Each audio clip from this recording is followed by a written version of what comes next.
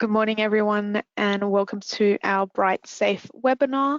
My name is Michelle, and I am a lead Bright specialist here with the Bright team, and I will be taking you through today pretty much an onboarding session with the BrightSafe software, going into a little bit more detail with a few features and showing you sort of throughout the feature, the starting point to the finishing point, particularly with things like your risk assessments and your incident reporting. I'm going to be taking us through that today. You should be able to see my screen at the moment. We are on our BrightSafe homepage. So this homepage here is giving us a bit of an overview of what is behind the scenes and what we're going to be going through today. So if it looks a little bit confusing at the moment, don't worry, we'll come back to it at the end and it'll kind of recap what we're about to go through today.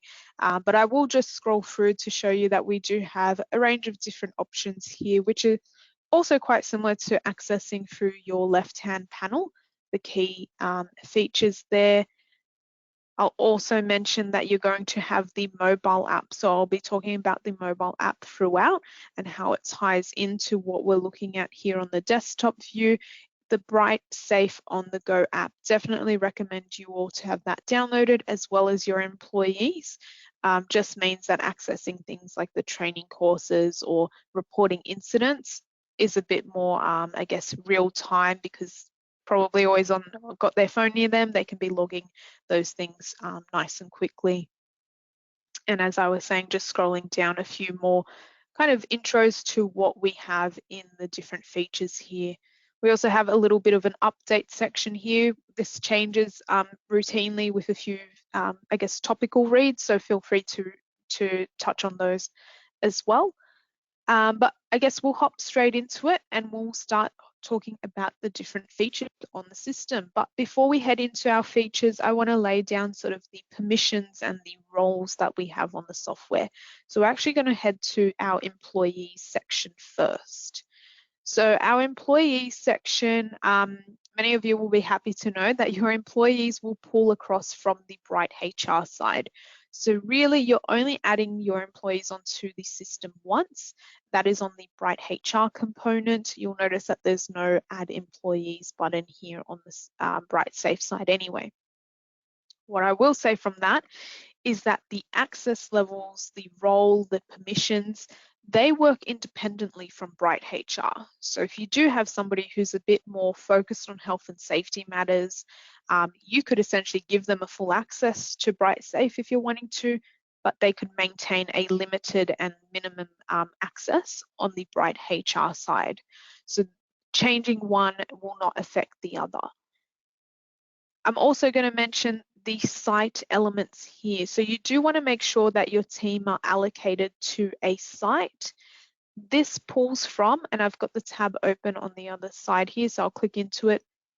This pulls from the Bright HR places of work. So the first thing I'm going to recommend is, before you dive straight into BrightSafe, is to make sure that in your Bright HR settings, you do have your places of work listed, whether it's one or whether there's a few different locations, listing them in here and assigning your employees to them, because this is then going to play a role in when you do risk assessments or when you report incidents. If these things are happening at any of these sites, we are able to allocate them directly to that. So it's going to help with a bit of filtering and a bit of accessibility there.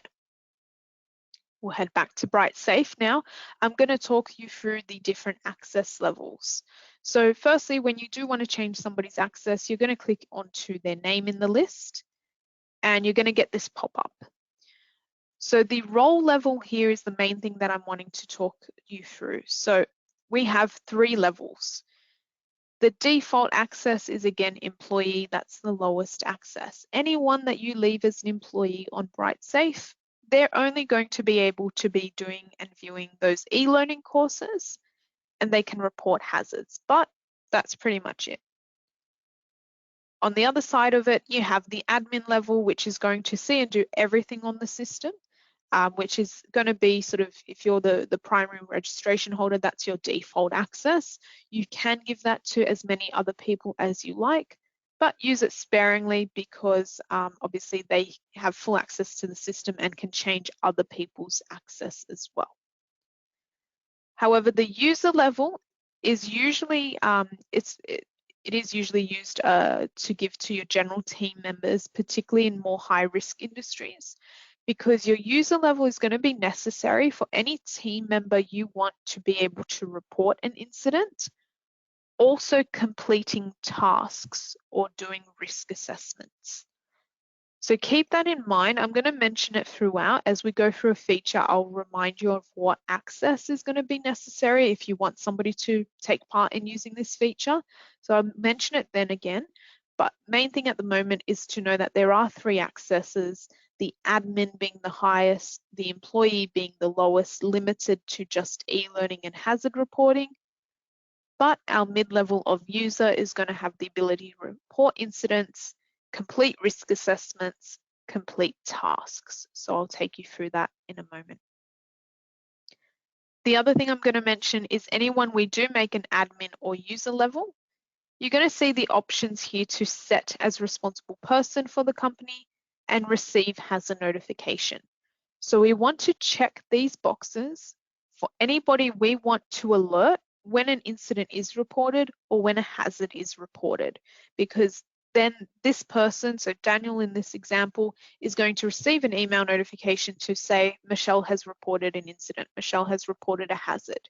It's then Daniel who will then go in and review what I've written, do further investigation and close it off once it's all been resolved. So anybody in that sort of more maybe management kind of aspect that does read into hazards and incidents, and they're that responsible person for getting, I guess, corrective actions in place, they're going to be having these boxes checked under their names. Okay. Now, again, you can give that to as many people as you would like. It's up to yourselves, but you really only want to give this to those who are going to have privy to the information about serious incidents or hazards that are listed as well.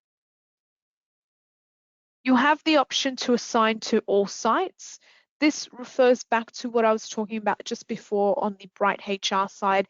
Any places of work you are adding into your system, if you've got 3 different locations, 2 different locations, and this team member needs to be able to report incidents or do risk assessments on behalf of all the different locations, we're then going to assign to all sites as well, so that they have the flexibility to do that. And then we can save that into place.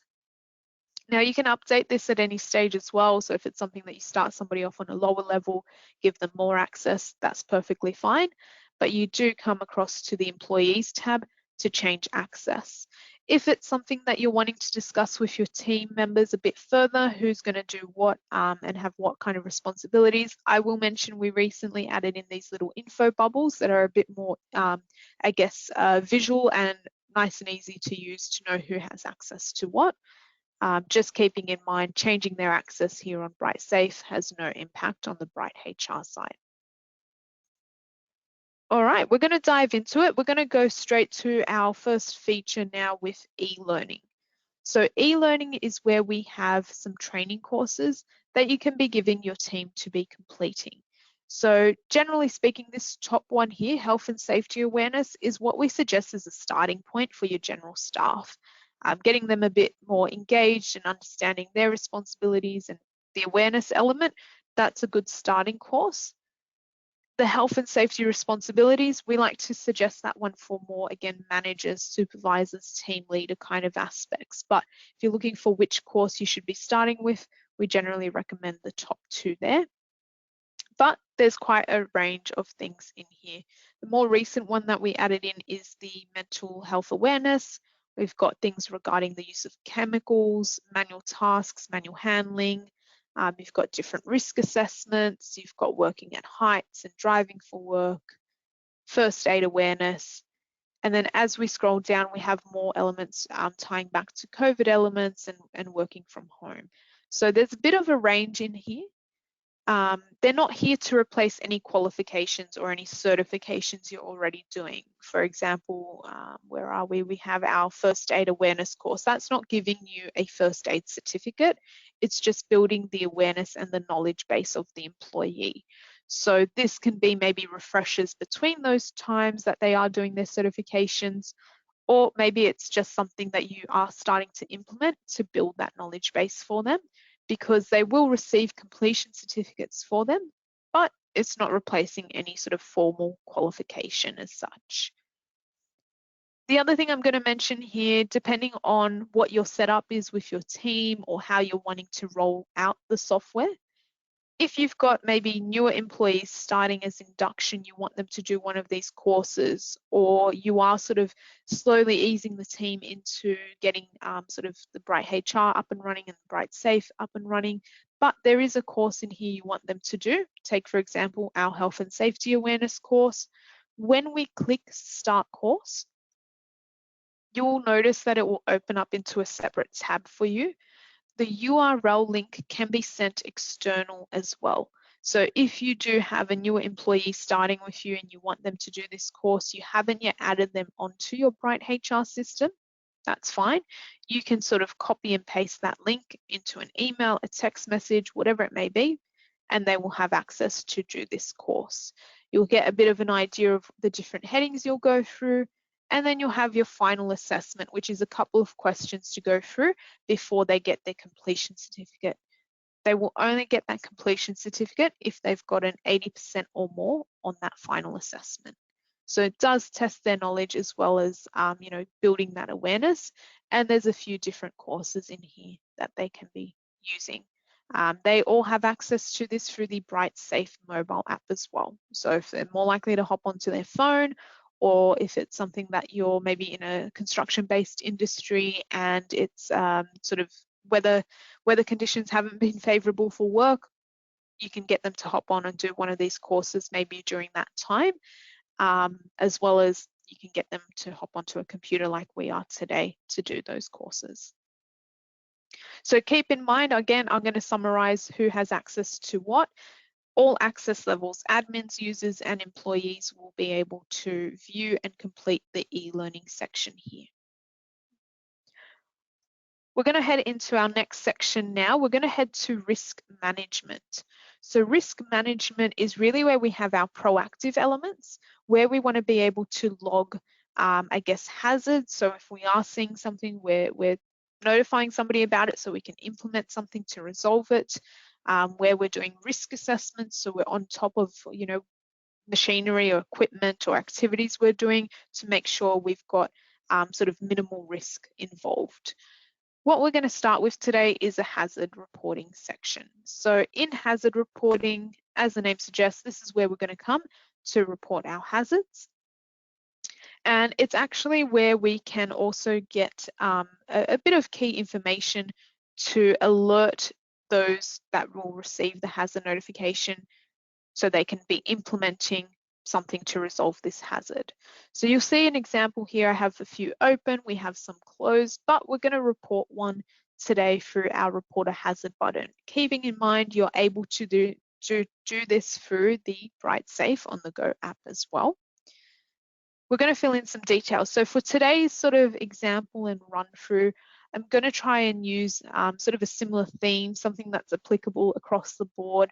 We're going to use the example of like the use of a ladder, where maybe there's a faulty rung or there's something that we're not supposed to be using this ladder anymore. We're going to be using that throughout, whether it's reporting incidents, reporting hazards, because I feel like it is something that will play a part in sort of your office type roles. If you're trying to sort of get to a higher shelf, you potentially have a ladder that you'll be using. It can also be construction based if you're getting up onto roofs or whatever it may be. I think it's applicable across the board, and obviously we have a lot of different industries coming through, so want to make it sort of applicable to us all. I'm going to use our ladder option here. So the hazard name, let's call it ladder. Our hazard site, we can choose from the existing places of work we've added in, or we can fill in one ourselves. So for today, I'm just going to list the one below, and then we're asked for a hazard location. So maybe we're just going to say it's the storeroom for now. Hazard reporter is myself. I'm logged into my account, and then the hazard details is where I can fill in. Maybe we're saying there's a faulty rung on the ladder in the storeroom. Oops. Notice that you can attach documents and photos as well. So again, if you're doing this through the app, it's going to make that a lot easier. We can then report this hazard. So reporting this hazard, you can see here, it's telling me that that has now sent a notification to our appropriate people. So those people we marked with that permission to receive hazard notifications will have received an email at this stage. I can click done on this point of, at this point, I think I might have accidentally clicked onto my mouse to head back. So I'm just going to go back into our hazard reporting section, and you can see here our open tab. Now, because I am also listed as somebody who can go in and assess those hazards, I can actually click into the ladder heading there. I can see the detail that the employee has put through, but I then have a section for corrective action taken. So I can then say, if I'm assigning this to somebody else to look after, whether I've gone ahead and fixed or put into place the corrective action, I can list that in here. So for my example, I'm going to say ladder removed, new ladder ordered. Perfect. Again, I can be attaching documents or photos, receipts, all this to sort of put that story in here and timeline it on the system. I can then save this into place. If I was then going to come back and add in more detail at any point, that's when we would save because it would remain open. But if that's my final step and I've populated all the information I needed at that stage, I could actually close this hazard off. And that's what I'm going to do now, just so you can see what it looks like as a closed hazard, because it's going to give you a summary of what you filled in. You can set the close date as well, and then we can close the report. Closing off this report. Perfect. It's let me know that that's successfully closed. You can see it's no longer in the open. It is now in our closed section. When I expand the closed section, you'll see that I have these 3 dots here. Now they're on the open as well as on the closed, because you can go in and you can edit, you can remove a hazard whilst it's still open, you can print a hazard whilst it's still open. With the closed options, you have the ability to print. So again, that record keeping element is going to come into play here. You can download these if ever needing that element of proof external to the system. You can print this or save it as a PDF form to have on the system there. But that's our hazard reporting. And again, all access levels can be reporting hazards. So your employee, your users, your admins can be reporting hazards. It's only those who have that permission to receive hazard notifications that can actually go in and detail, as you saw me doing, the corrective action elements from that point onwards. So keep that in mind. All right, we've identified a hazard and we've reported it through, but another thing that we can be doing when we see a hazard is maybe we can then follow up with a risk assessment. So we can assess what we are doing when we're using that element, that ladder, for example, in this instance, and do we have enough in place to minimize the potential risks within that area? Perfect. All right, I've just seen that we've got a question, so I will mention that there are questions in the GoToWebinar section that you can be listing questions. Perfect. So if you are inspecting a site and there are 10 hazards, can you do one master report and link the hazards? Unfortunately, not at this stage. We're not able to sort of link them together. It will be one per one. I would be saying that you'd be allocating them per site, so then you can filter it by your sites. That way you have sort of that overview there, but you will be saving them individually. It's definitely a piece of feedback I'm happy to relay back to our team as something to potentially have, you know, pulling all hazards listed on this site and printing them in one, as you've said, master report. I'll definitely input that as feedback, but at the moment, it would be sort of filtering it by site and then one by one at that stage. No problem. All right, if there are any questions, definitely be posting them through. If it's something relevant to what we were on, then I'll definitely answer. If it's something that I'll come back to at the end because maybe it's a different section, I'll do that as well. But On that note, we'll head across to the risk assessment section, because this is one that is going to come in quite handy because we've done quite a bit of, I guess, elements to them. Or we've got, I guess, a starting point, I should say, to them. So in your risk assessment section, you can create your own risk assessment. Now, when you are doing that, I'm going to click into it just to show you. It's going to be a blank slate, but it's kind of taking you through the steps. It's kind of like a little setup wizard, fill in the blanks, and then it will compile it for you so you can have a digital copy of it, or you can print it out as well if you're wanting. Now, whilst you can go in here and fill in the blanks and go at sort of alone, or whatever risk assessments you currently have, and inputting them into this template, if we click cancel, we can actually click across to the library, where we've got a whole heap of sort of assessments already done up for you. So there's different categories, different industries, so don't worry, you won't need all 400 of them. But also don't limit yourself to the category or the industry that's listed. If you see something that's relevant to you, but maybe the category or industry is slightly off, that's fine. The purpose of these templates is we're going to be able to sort of copy them and then make tweaks to them. So if there's just slight changes or tweaks that we need to make, you're going to be able to do that. So again, for our purposes of our sort of general example, we're going to use our ladder today. So you can use the search bar to shortlist a few things, and we can click into our risk assessment up top here. Now, when you click into one of the risk assessments, first thing you're going to see is the hazards. And that's really the main element that we've done. We've gone through and we've listed the different hazards you have applicable when using a ladder, so falling objects, the manual handling elements, and so forth. But what you also see is all these different sentences underneath. They're our control measures. So we've helped identify what we can be putting in place, what we should be putting in place to minimize risk when working at heights, for example. Now, of course, we chose a general risk assessment for the use of ladders. There's some things in here that might not be applicable for your specific industry or what your setup looks like. So as I was saying before, this is where we have the option to actually use this copy button. I'm going to click it now because this is going to pull this information into that setup wizard I just showed you before. So in this instance, a lot of that information is already pre-filled, and we can just go in and make our tweaks wherever needed. So that's what I'm going to take us through today, a full risk assessment to give you an idea of how you can use this and who has access to be using this. So details, a lot of it is pre-filled for us. We can put in our own references and titles if we want to. Again, our site has a drop down of the different locations we added as places of work in Bright HR. And then we can be more specific in the location box. So where are we using this ladder? Where are we assessing the use of this ladder? Are we doing it in a general sense because you might be using it from site to site? Or is it like the example where I said it's in the storeroom, that's the only space that we're using it? We could list that in here. So just for example, our task description can be used as additional notes.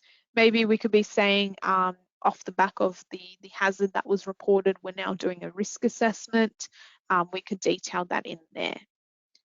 For now, we're going to go save and continue, because the second step is identifying the people who is helping us do this risk assessment, who is doing this risk assessment. So again, because I am on my login, I am the risk assessor, but I can also put this into somebody else's name if I'm wanting to. And then I can list who's helping me, whether they've assisted or whether it was just somebody that I consulted to talk about their thoughts on the matter. We can add non-employees, so contractors, people off site, we can add them through there. And then we can identify the potential people at risk in that area. So for example, members of the public don't have access to the storeroom I'm talking about. We're going to uncheck them off that list. So really your first two steps is really just identifying what and who's in and around the area.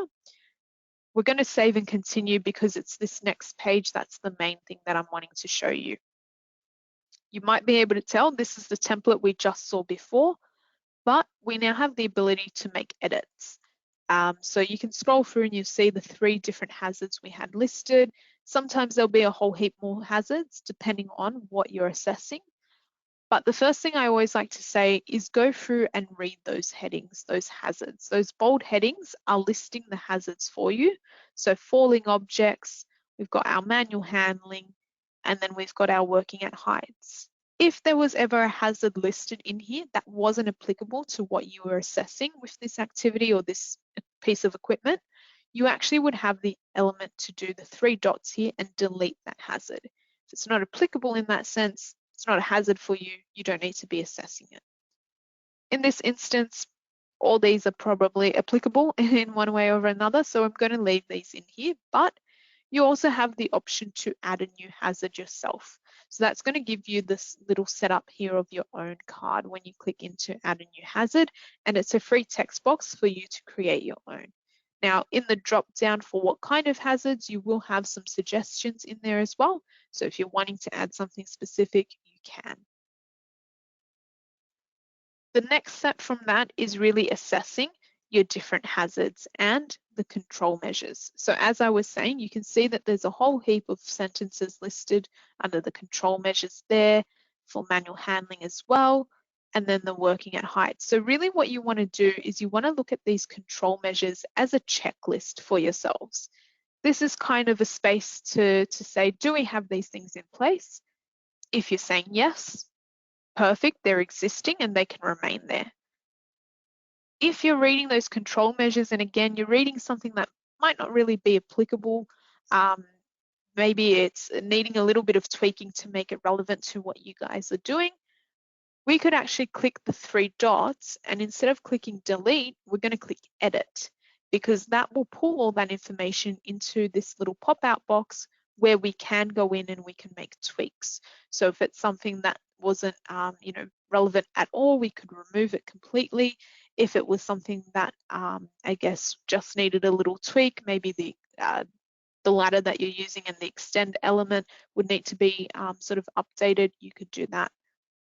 But the other element we want to use here is maybe you've read through these different control measures. Maybe we've given you an idea of something you can be implementing that you don't yet have in place, and you've come across and you've thought, you know what, good idea. We don't have this in place, but we should be doing that. What we want to do in those instances is we actually want to set that up as an action for us to implement. So the best way to be doing that is how I've got the box up open here. Again, let's use just the last sentence as reference, or the last 2 sentences. Robust enclosed footwear is worn, no open toe or open heeled shoes to be worn. I guess this can be applicable for both your high risk industries as well as your lower risk industries. High risk, we want to make sure maybe they've got their steel cap boots on, or they're, the correct PPE and the correct footwear. As opposed to in an office, we want to make sure that they've, like it says there, we're not using open-heeled shoes when we're climbing that ladder, even if it's just a 1-step rung or whatever it may be. So we want to get that implemented. We want to either create a policy or do a team meeting as a reminder about it. We highlight that sentence and we can cut this sentence from here, because these are only really supposed to be the existing control measures and we don't have that existing yet. So we remove it from there. We'll save the rest into place, but it is something that we want to implement. So then we can click add your first action in blue. Our required action box is where we can paste that sentence. So the cut and paste is really just to save you from typing it all out, but you can also just free text type into there what you're wanting. And then we can give it a title. So maybe we're going to put enclosed footwear as our title. I'm just going to copy that up there. We assign it to who we want to be responsible for implementing this. So I'm going to assign it to myself. I'm going to get this in place, and I'm going to get this in place by the end of the week. And then I click add action. What that does is it adds it below here in a little bit of like a grayer box as a further action, and it adds it under the specific hazard we've assigned it to. I'm going to show you in a moment when we finalize this risk assessment, this is actually going to end up in my task list, because any action, anything you're saying that you need to implement is then going to shortlist into tasks. So instead of having to read through all these different things that you probably already have implemented, you can just focus on the footwear or on the specific ones that you're needing to work on at this time. Okay, so that's what we're going to do now, but just to sort of, I guess, summarize, you can really use our templates, all these control measures as that reference point for you. Do you have these things in place? Is this giving you something, I guess, another idea of something you can be implementing? Use that to your advantage. The last step here on this page is asking you for a bit of a self-assessment with your risk rating. So what you think the likelihood of an incident occurring is before you've implemented any of the actions you've identified that you need to implement. So maybe we're going to say, you know, it is possible that something happens. The consequence level might be moderate. Obviously, it will depend on what situation you're using your ladders in and whatnot. But it's here to give you a bit of an idea, that matrix element of how sort of high, low, medium risk that situation is. When we hit save and continue, the last page here is asking you for a review date. So you've just done that first risk assessment. You maybe have, you know, 2, 3, 4, a couple of different things that you're going to action. When are you going to come back into doing another risk assessment to make sure you have implemented that and no other gaps have opened up? So again, you know, in those initial stages, we probably want to do one more closer, you know, a couple weeks out, giving you time obviously to implement whatever it was that you identified you needed to implement. And then depending on how high risk the element is, you might want to do it every couple of months as opposed to once a year sort of situation for things that it might be a bit more low risk. We can assign this to somebody else if we're going to pass this on to a different manager or a supervisor to implement. But I want to show you when we click save and complete, because it's only when we hit save and complete that whatever actions you set up will move into your tasks section. I'll hit save and complete, and it's giving me a summary here of what we've done. So again, I can scroll through and I can kind of see it laid out. Really, it was only the work at heights that we made an edit to here. But at the top, again, I have the option to print that if I'm wanting to. The main thing I'm wanting to talk into is if I click now to our tasks tab, I've got a few things in here, but the task that we just set up here is our action, our enclosed footwear. So you can see here I said that it was due on the 23rd. You can see what it looks like when things are overdue. So you probably don't want to be seeing orange in your list, but again, it's there to flag, hey, we need to jump onto this. The main thing I'm wanting to show you is with any actions, when we click into an action, it actually gives us a space to leave attachments and comments. So A, it's reminding us what we needed to do, because obviously off the title, we might not remember what it was that we were getting implemented, but you have your required action, that sentence we cut and paste. We have our due dates, we have our attachments and comments to timeline what it is we've done, because we can then mark this as complete. So let's just say, held a team meeting and implemented a policy, for example. We can add that comment and it can timeline that onto there for us. And then we can change this status from not started to completed and all the other options in there. Perfect. So I've got another question come through, so perfectly timed.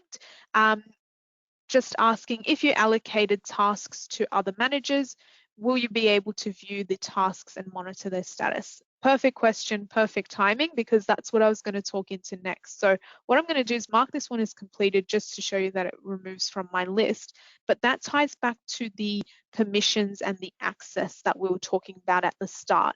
So first and foremost, if you want somebody to be doing a risk assessment or completing a task you assign of a risk assessment, they're going to need to be either an admin or user level. Employees won't have any access to doing risk assessments or tasks. So they need to be admin or user first and foremost. Now the difference comes particularly in that question that you just asked there. So your admins will have the ability to see the Assign to Me tab, but they will also have the ability to view all tasks. So they can actually go in and see what everybody else is working on, monitor, as you said, their status, anything that's overdue, they can follow up on, or they can go in there and complete it on that person's behalf. The admin level has that ability. However, the user level is only ever seeing the Assign to Me tab. They're not seeing what anybody else is doing. So they're filtered sort of tunnel vision on their own tasks. They can see any of their own overdue tasks and tasks that are up and coming, but they can't see anybody else's. So that's the key thing. If you have somebody who needs to be sort of overarching, monitoring who's completing their tasks, or if somebody's away, they're going to be responsible for implementing that, you are best to have them as an admin on the BrightSafe side, and you update that in the employee section. Again, has no impact on the BrightHR element, where there will tend to be more sensitive info with maybe pay rates and contracts and things like that. So keep that in mind. Admins, if you want them to oversee everything and monitor all tasks. User level, if you just want them seeing their own tasks. Perfect. I guess we've had a bit of a look into reporting our hazards. We've had a bit of a look into creating risk assessments and setting ourselves tasks to make sure we're being a bit more proactive. But unfortunately, as much as we can be proactive, there are still things that will happen. There are still incidents or close calls that we might have. And that's where we then have our incident management section. So within incident management, we have the ability to report incidents as well as near misses. So let's head into our incident section, because I want to show you sort of from start to finish what the incident reporting elements look like. We have our open, close, and unsubmitted sort of filters here. You can see an example of what it looks like with one that's open, but I'm going to create an incident report from scratch. So really what you're looking at here is essentially a paper version, but it's just digitized so that the team can be doing this and prompted along a bit easier. They have access to this through their BrightSafe mobile app, so maybe it's going to mean a quicker turnaround time and sort of actually reporting incidents, as opposed to don't know where that paper form is, or I'm not seeing, you know, the manager until next week, I'll give it to them then, delaying that process. We want them to be able to log things onto the system here so it alerts us straight away. So we're going to go through an example here. We're going to, again, use our ladder example. Let's say that we weren't so lucky we didn't actually identify the fault with the ladder. We were a bit too late and there was an incident that occurred. We're going to do that as our example here. Our reference, again, depending on your setup, you might be using like a job site number or a reference number. Maybe you're using the actual room or space or warehouse that this has occurred in as your reference. I would generally suggest that it would be the location element to sort of filter in where it's occurred. In our example, we're going to use the storeroom again.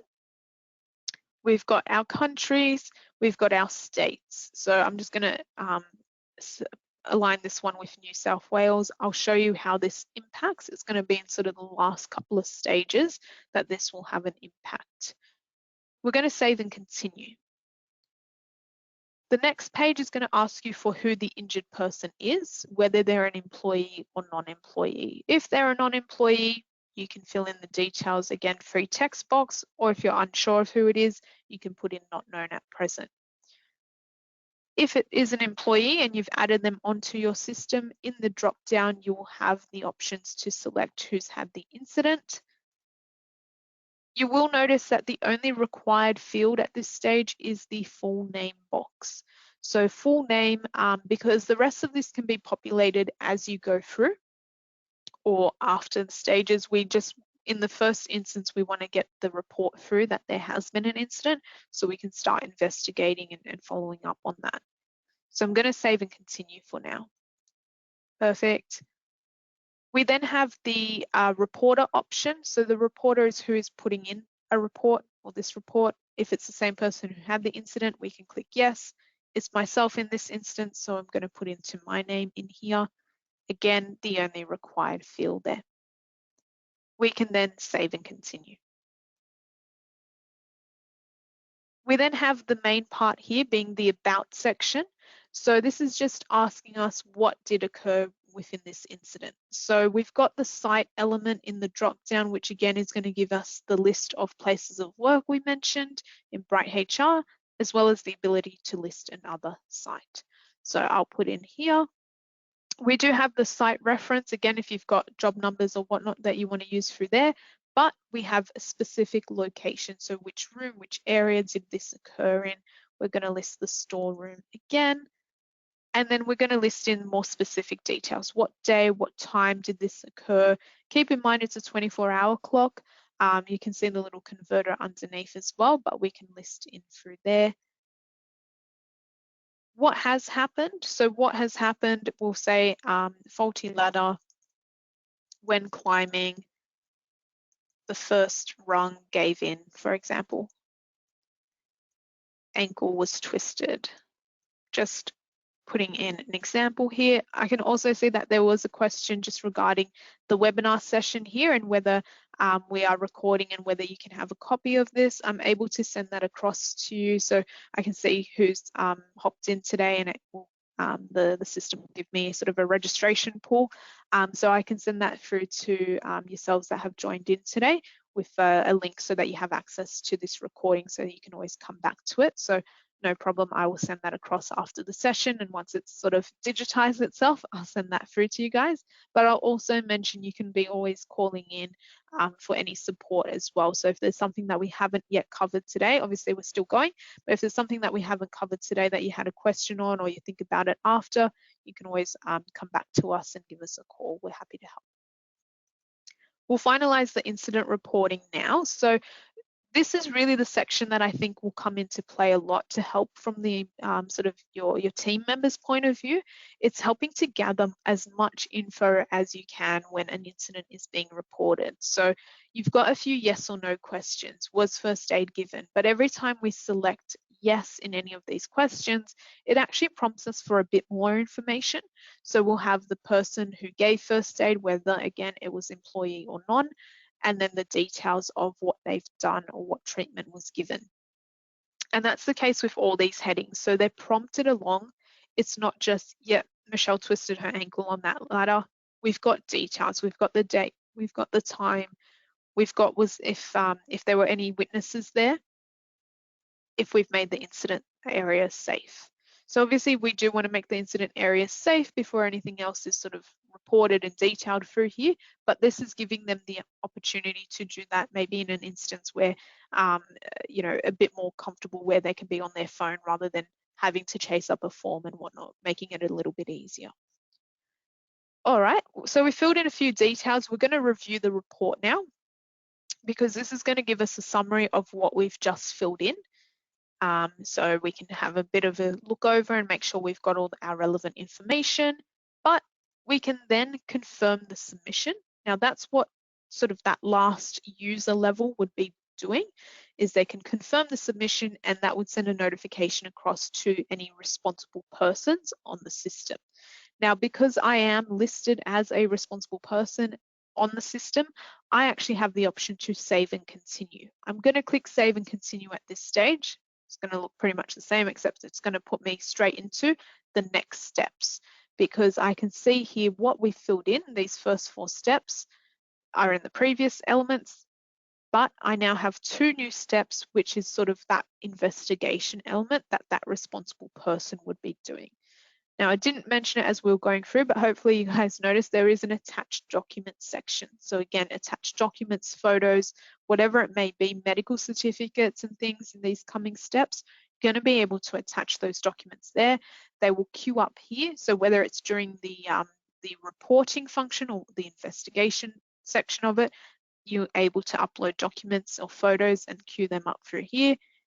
You also have a note section.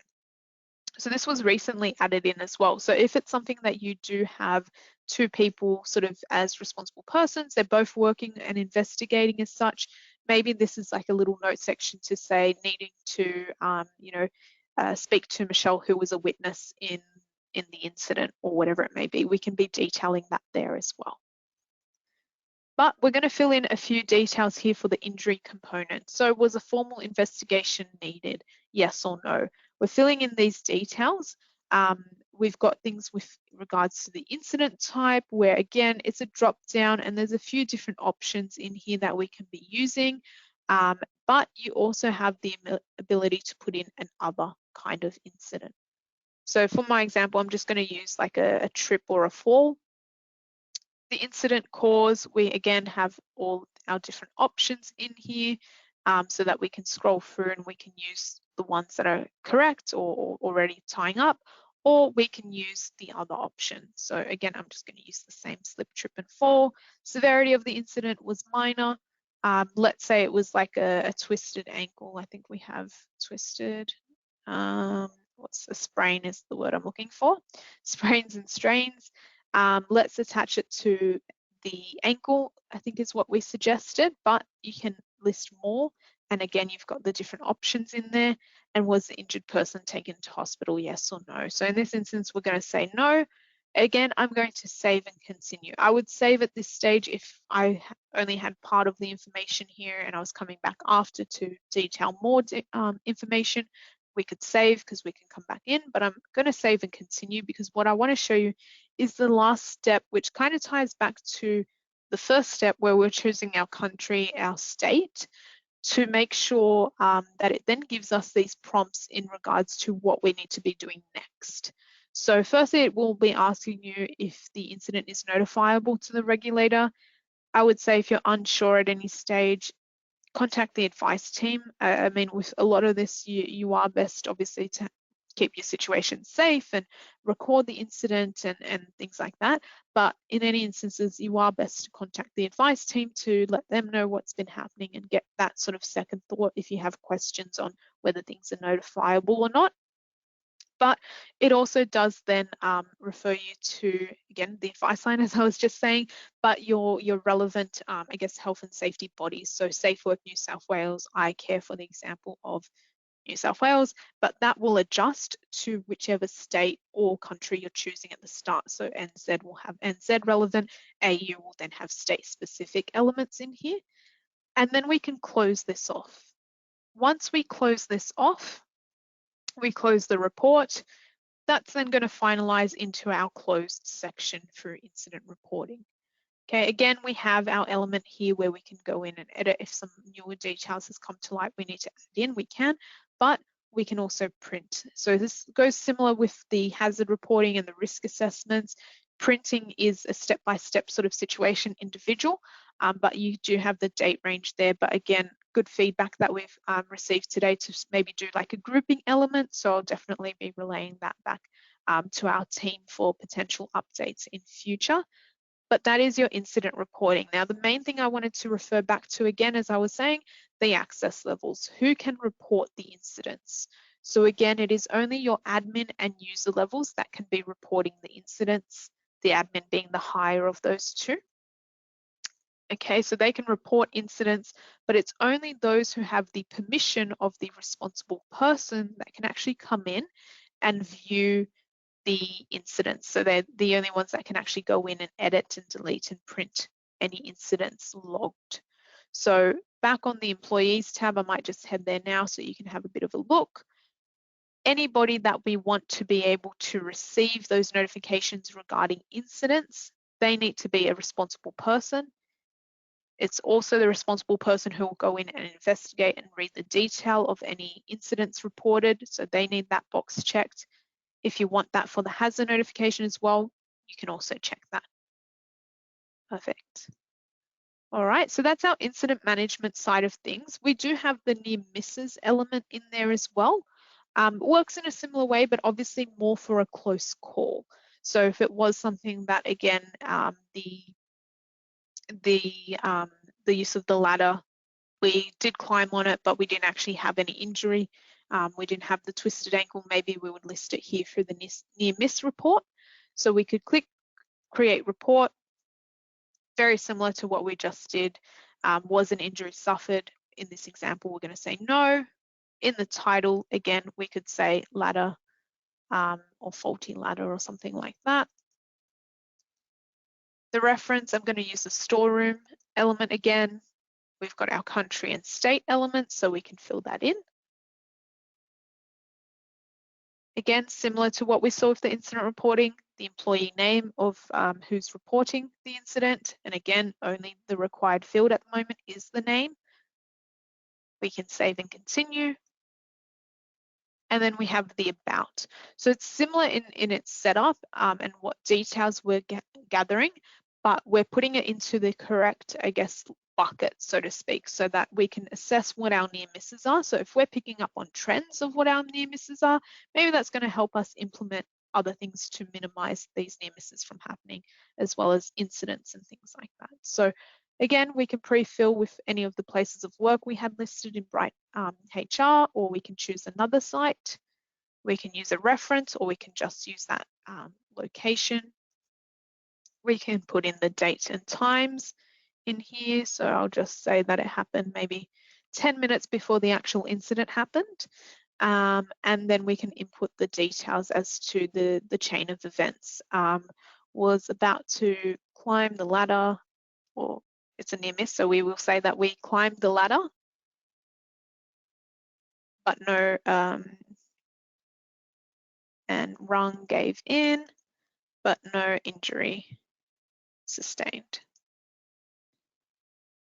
It's then going to ask us if we've made the area safe, so we can say yes. We can detail what elements we've put into place. So removed ladder and reported near miss and hazards. We can add in any witnesses if there are any, and we can then review the report. Perfect. Again, it's going to give us a bit of a summary of what we've detailed.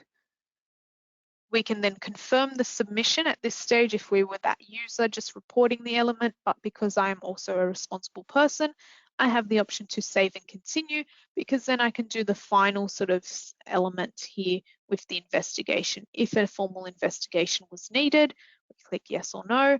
If we're clicking yes in any of these instances, it will give you an investigation form as well.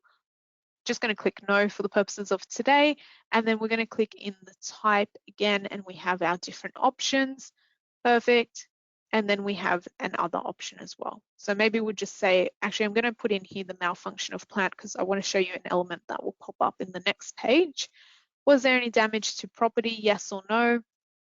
If we're clicking yes, it's going to ask us for more details. Again, I'm going to click no for the time being, just so you can see. When we go save and continue, this little orange prompt here is the main thing I'm wanting to show you. So this happens on the incident reporting as well. Depending on what elements you're putting in as the severity of the injury and things like that, and what was the actual cause of the incident, you're going to get little prompts like this to say, hey, if there has been malfunction of plant, that is something that needs to be notified to the regulator. So it is giving you prompts if you're unsure. But again, we always refer you back to the advice line if you have those sorts of questions, want to confirm, wanting to talk about the incident or the near miss that happened. Always give the advice element a call so that we can go through that with you. We can list in a few details in here, and then I can just put in complete. Maybe our next steps will be complete a risk assessment of use of ladder. And then we can confirm and close that report. All right, so similar layout, similar functions and filling in the blanks, but two different purposes. One for any close calls, one for any actual incidents occurring, so that we can go in and we can make sure those things are being reported correctly. Perfect. So those are the key areas that we were covering off today for the session. I'm going to head back to our home page, because just to say, when we started off, we were talking about this home page, not letting it overwhelm you, because there are a few things in here, but hopefully it makes a bit more sense now. So our risk assessments is going to show us any risk assessments we currently have happening or that we've recently done, as well as our incidents and our near misses being a sort of a quick view here, and your tasks also appearing in here. The one thing I will say with the tasks, again, it's only the admins and users that will be able to complete tasks, but obviously you're going to start to build up a few different tasks in your list. You might have things like this that happen to be overdue or upcoming. Now, every start of week, every Monday, you are going to get an email. You will also get a push notification to that BrightSafe app to tell you, hey, these are the tasks you have due this week, plus you have these overdue. So for example, this Monday, I received an email to tell me that I have these 3 tasks overdue. So that's how it's going to prompt you along, because obviously if you have something that's due for end of year, if you remember it, props to you, but the system can help you in remembering those key things by sending you those notifications in email and that BrightSafe on the Go app. So definitely would encourage you all to have the app downloaded. it is the little icon here. You'll see it on your page. BrightSafe on the Go app that you can download and have handy, not only for reporting your incidents, completing your tasks, training courses, the works, you have that there. I definitely recommend that you would have that all downloaded as well on your end. Perfect. But that's today's session for you. Hopefully there's been a few things in there that have helped, going a bit further into what the risk assessments and the incident reporting looks like.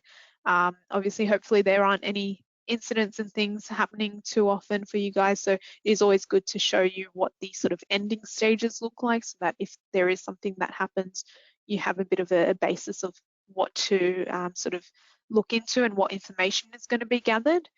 As I mentioned, our webinars are recorded, so I will send through to those that attended today that the link for the recording. So feel free to do that. I'll do that by end of day today. I'll just wait for it to process and then I'll send those through.